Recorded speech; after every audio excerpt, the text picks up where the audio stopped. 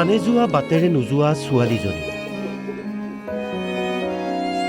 একেবাৰে গলগৈ ঘূৰি নহাৰ বাটেৰে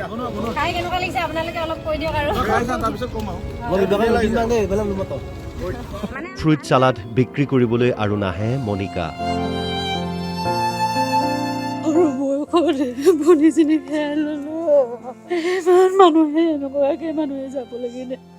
পথ দুৰ্ঘটনাত মৃত্যু ধেমাজিৰ মনিকা সোণোৱালৰ।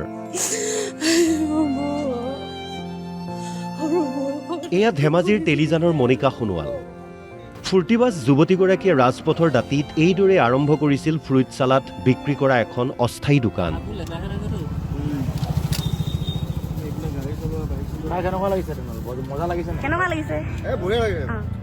এই বাটেৰে অহা যোৱা কৰা বহুজনে খন্তেক ৰুই মনিকাৰ হাতৰ ফ্ৰুইট চালাডৰ সোৱাদ লৈছিল।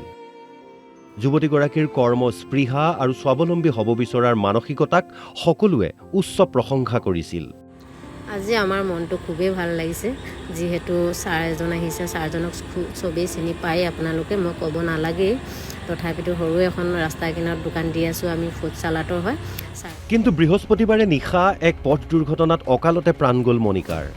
ধেমাজিৰ মাছখোৱা আৰু ঢকুৱাখনা সংযোগী নিৰ্মীয়মান ৰাজ্যিক ঘাইপথৰ ওপৰত দমাই থোৱা শিলৰ দমত খুন্দা খাই পিছলি পৰে স্কুটিসহ মনিকা। তেতিয়াই পিছফালৰ পৰা অহা এখন ট্ৰাকে মহতিয়াই নিয়ে মনিকাক। গুৰুতৰভাৱে আঘাতপ্ৰাপ্ত মনিকাক চিকিৎসালয়লৈ নিয়াৰ পথতেই মৃত্যু হয়। পিতৃ মাতৃহীন 5 গৰাকী বাই ভনীৰ চতুৰ্থগৰাকী আছিল মনিকা। আজি কান্দোনত ভাগি পৰিছে বাইক ভনীয়েকহঁত।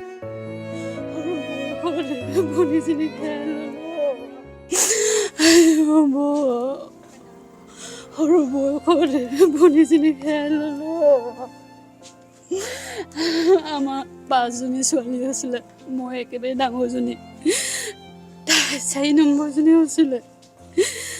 মা দেউতা সৰুতে ঢুকালো, আগত তাইও আমাৰ বুকুৰ মাজৰ পৰা ই থৈ গুচি গ'ল।